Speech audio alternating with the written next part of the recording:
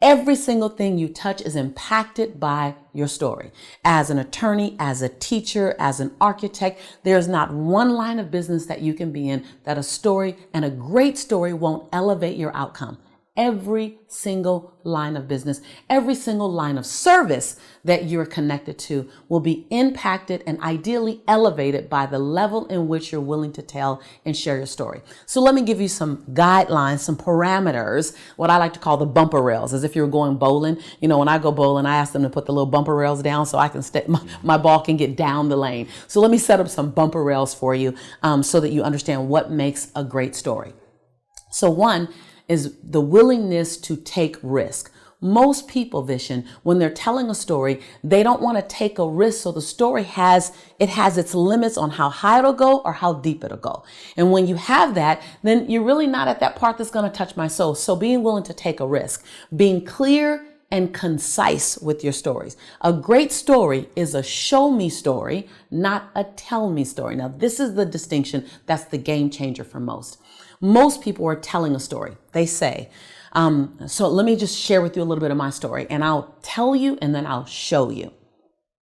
So as I was building my life, there was a time in my life that was very difficult. It was very challenging. True story. Very difficult, very challenging, very uncomfortable. I didn't have a lot of money. I didn't have a lot of hope, and things just looked dismal. At some point, I had to turn my life around. At some point, I made the decision that life had to get better. I'm telling you that. It's decent. You learn about me. Then if I were to show you that story, I would say 6 days a week, I had to eat beanies and weenies.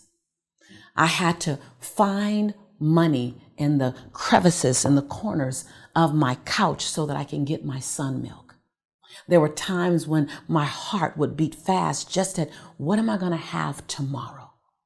At some point, I got sick and tired of my own story. Is this going to be my future? No, I can't handle it. Notice the difference in that second story. Wow. I completely see that. I just painted a picture. Same story. Mm-hmm. Now, the second one, when you show a story, it's going to require more of you. It's going to require you to find the colors. What were you thinking? What were you experiencing? What was going on in your head? Instead of telling me you look for money, turn and point. Now, this is anywhere. This is anywhere you are doing anything. I promise you, you become a great storyteller and you will captivate your audience no matter what you're doing.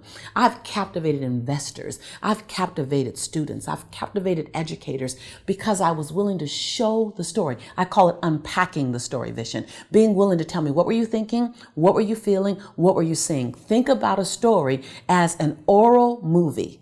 And so in an oral movie, think when you're looking at a movie, the first thing they do is they identify what state of time it is. Is it futuristic? Is it in the now? Was it back in the day? You notice that based on what people are wearing, how they're talking. So paint that picture for me. Take me to that environment. Set the backdrop up for me. Show me what you're going through. Instead of saying I was angry, you can tell me you were angry. But when you say the hair on the back of my neck was standing up, I felt the fumes exiting my nose. I thought that my chest was going to pop and I was going to say something that I'd regret forever. Ooh, you just showed me you were angry.